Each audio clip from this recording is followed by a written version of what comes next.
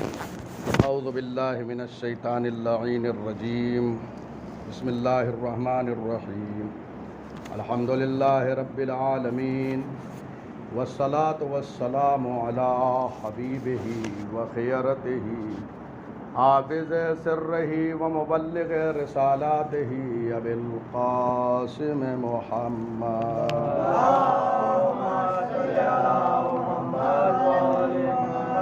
وآلہ الاطیبین الاطہرین الانجبین لا سیما بقیت اللہ فی الارضین روحی وارواح العالمین لتراب مقدمہ الفداء واللعن الدائم علی اعدائہم اجمعین من یومنا ھذا الی قیام یوم الدین اما بعد۔ حاضرین محترم، خطبہ دوم آپ کی سماعتوں کی نظر کر رہا ہوں۔ کربلا کا ایک اہم پیغام جو ہم 2 مہینے 8 دن دینے والے ہیں، خاص کر عشرہ اولیٰ میں، پہلے عشرے میں، وہ ہے ظلم کے خلاف آواز بلند کرنا۔ کربلا کا ایک بہت اہم پیغام ہے حسین ابن علی کہ انسان مجلس عزا میں صرف شرکت کر کے اور ثواب لے کے گھر میں نہ بیٹھ جائے، بلکہ کربلا سے ہمیں ایک درس لینا ہے اور اس پر عمل کرنا ہے، اور بہت ساری چیزیں ہیں جو کربلا کے میدان سے حسین ابن علی نے ہمیں پیغام دیا ہے۔ اس میں ایک اہم پیغام ہے ظلم کے خلاف آواز بلند کرنا، اور حسین ابن علی نے یہ عملی طور پہ انجام دیا۔ یزید اپنے زمانے کا ظالم و جابر بادشاہ تھا، حسین نے اس کے خلاف قیام کیا، اس کے خلاف آواز بلند کیا۔ لہذا جہاں بھی ظالم و جابر حکمراں ہوں، انسان کچھ نہیں کر سکتا تو کم از کم ایک آواز تو بلند کر سکتا ہے اس کے خلاف، اور جو مظلوم واقع ہوں ان کی حمایت کرنا چاہیے۔ یہی پیغام کربلا ہے، اور یہی ہمارے ہر امام نے پیغام دیا ہے۔ چنانچہ آپ نہج البلاغہ میں ملاحظہ فرمائیں، امیر المومنین علی بن ابی طالب علیہ السلام کا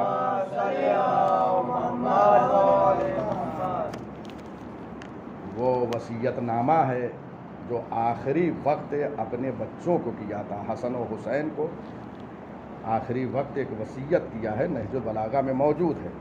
اس میں یہی فرمایا ہے وَكُونَ لِلظَّالِمِ خَصْمًا وَلِلْمَظْلُومِ عَوْنًا، ظالم کے دشمن بن کے زندگی گزارنا اور مظلوم کے حامی بن کے زندگی گزارنا، یہ ہمارے ہر امام کا جو ہے پیغام رہا ہے۔ تو کربلا کا ایک اہم پیغام وہ یہ ہے کہ ظلم کے خلاف، نہ یہ کہ انسان ظلم کا حامی ہو، اس کے خلاف رہے۔ اگر ظلم کا حامی ہو گیا، کسی ظالم کی حمایت کر رہا ہے، اس کے ساتھ رہتا ہے، تو پروردگار قرآن مجید میں اس کے لیے فرما رہا ہے جو حمایت کر رہے ہیں صرف ان کے لیے ہے وَلَا تَرْكَنُوا إِلَى الَّذِينَ، دیکھو ان کے ساتھ نہ ہو، ان پر اعتماد نہ کرو کہ ظلموا، جن لوگوں نے ظلم کیا ہے، ان کی حمایت نہ کرو۔ اگر حمایت کرو گے تو کیا ہوگا؟ فَتَمَسَّكُمُ النَّارُ، تو تمہیں آتش جہنم چھو لے گی، یعنی اپنی طرف کھینچ لے گی۔ ظالم کا کیا عالم ہے؟ وہ تو جائے گا ہی۔ جو حمایت ظلم کی کر رہا ہے، ظالم کی، اس کا بھی عالم یہ ہوگا کہ وہ جہنم کا ایندھن بنے گا۔ یہ صاف اعلان ہے۔ اور قرآن نے ایک اور مقام پہ یہ کہا ہے وَلَا تَعَاوَنُوا عَلَى الْإِثْمِ وَالْعُدْوَانِ. دیکھو گناہ پر کسی کی مدد نہ کرو. ایک گنہگار انسان ہے، اس کی مدد نہ کرو گناہوں میں. والعدوان، ظلم پر، اگر کوئی ظالم ہے تو اس کی مدد نہ کرو. قرآن یہ منع کر رہا ہے. تو کس پر مدد کرنا ہے؟ تعاونوا علی البر والتقوی، نیکیوں میں مدد کرنا ہے اور تقوی الہی میں ایک دوسرے کی مدد کرنا ہے. کوئی اچھا کام کر رہا ہے آپ اس میں مدد کیجئے، کوئی مسجد بنوا رہا ہے اس میں مدد کیجئے، امام بارگاہ کوئی بنوا رہا ہے اس میں مدد کیجئے، کوئی اور نیک کام کر رہا ہے اس میں مدد کیجئے، مجالس عزائے سید الشہداء برپا کر رہا ہے اس میں مدد کیجئے. یہ بر ہے، یہ سب نیکیاں ہیں. نیکیوں میں ایک دوسرے کی مدد کیجئے اور تقوی الہی پر ایک دوسرے کی مدد کیجئے.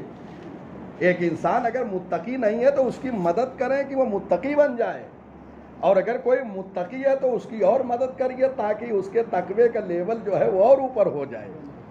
غور فرما رہے ہیں؟ اس طریقے سے مدد کرنا ہے. لیکن اگر خدا نہ کرتا آپ نے ظالم کی مدد کر دیا، گناہ پہ مدد کر دیا، ظلم پہ مدد کیا، تو ٹھکانہ ایک آیت وہاں ہے، دونوں ایک دوسرے کو قریب میں لائیے. دیکھیے قرآن مجید میں ساری چیزیں موجود ہیں. قرآن کا ایک کمال یہی ہے کہ قرآن مجید کی بعض آیتیں بعض کی تفسیر کر رہی ہے. ایک آیت ایک جگہ ہے، اگر اس آیت کو یہاں پہ لا کے بازو میں رکھیں گے تو دونوں کا مفہوم بہترین جو ہے آپ کے حوالے ہوگا. ایک جگہ کہا ہے کہ دیکھو ان کی مدد نہ کرو جو ظالم ہیں. ظالم کی مدد کرنے سے کیا ہوگا؟ یہ دوسری جگہ قرآن کہہ رہا ہے فَتَمَسَّكُمُ النَّارُ، تو تمہیں آتش جہنم چھو لے گی اگر آپ ظالم کی حمایت کریں گے. اور یاد رکھیے گا کہ یہ ظلم جو انسان کرتا ہے دنیا میں، یہ ظلم جو انسان دنیا میں کرتا ہے تو یہ مسکرائے نہیں یہاں ظلم کر کے، جبکہ ایسا ہو رہا ہے. ظالم ظلم کر کے مسکراتے ہیں، سمجھتے ہیں کہ پروردگار، دیکھیے پروردگار کی ایک صفت ہے حلیم، وہ فوری جو ہے سزا نہیں دیتا ہے، مہلت دے رہا ہے. تو جب پروردگار مہلت دے تو اس مہلت میں انسان یہ کہے کہ مجھ پہ عذاب نہیں ہو رہا ہے، میں تو اتنا گناہ کر رہا ہوں. ایسا نہیں کہ پروردگار نے چھوڑ دیا ہے.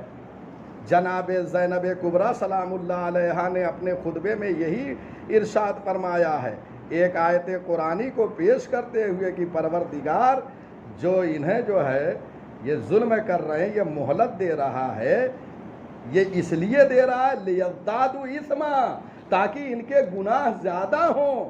اور جب گناہ زیادہ ہوں گے تو آپ محشر میں دیکھیں گے جب ان پر عذاب آئے گا تو وہاں پہ حقیقت کا انکشاف ہوگا کہ واقعاً ان پر کیسا عذاب ہو رہا ہے. اس دن ہر انسان کا دل ٹھنڈا ہو جائے گا. لہذا نہج البلاغہ میں امام علی علیہ السلام فرماتے ہیں یوم المظلوم علی الظالم اشد من یوم الظالم علی المظلوم. قیامت میں مظلوم کا دن ہوگا، دنیا میں یہ ظالم کا دن ہے، یہ ظلم کر رہے ہیں مظلوم پر، یہ تو ان کا دن ہے ظالم کا. قیامت میں مظلوم کا دن ہے.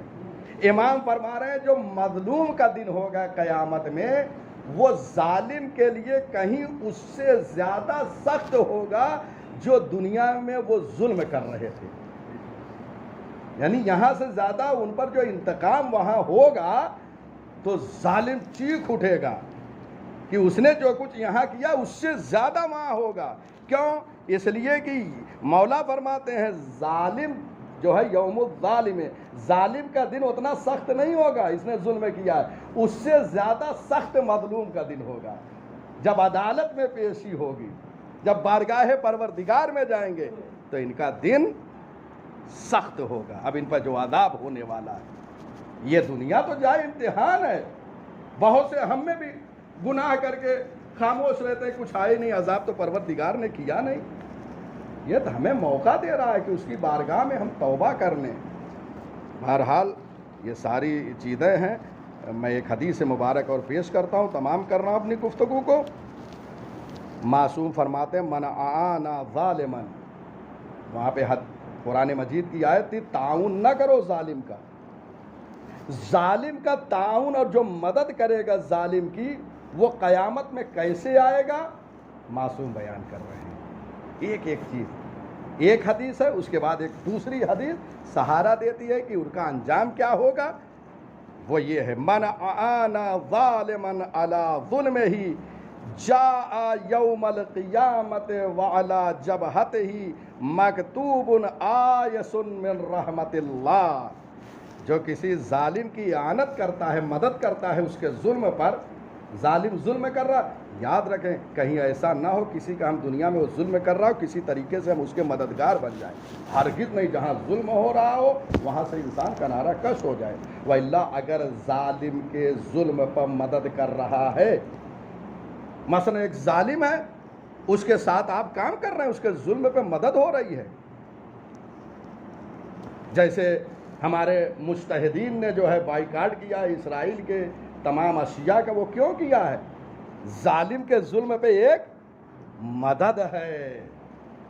لہذا اگر ہم خرید رہے ہیں، ہمارے علماء نے کہا ہے تو گویا ہم مدد کر رہے ہیں، اور علماء نہ بھی کہتے، یہ حدیث مبارک موجود ہے، اگر ظالم کی مدد ہو رہی ہے ظلم پہ تو آپ خاموش ہو جائیں، آپ ان کے اشیاء کو، ان کے اجناس کو جو ہے نہ خریدیں، یا کسی بھی اعتبار سے ظالم کے ظلم پہ آپ اس کے ساتھ ہیں، اس کا ساتھ چھوڑ دیں اگر ظلم پہ مدد ہو رہی۔ کیوں؟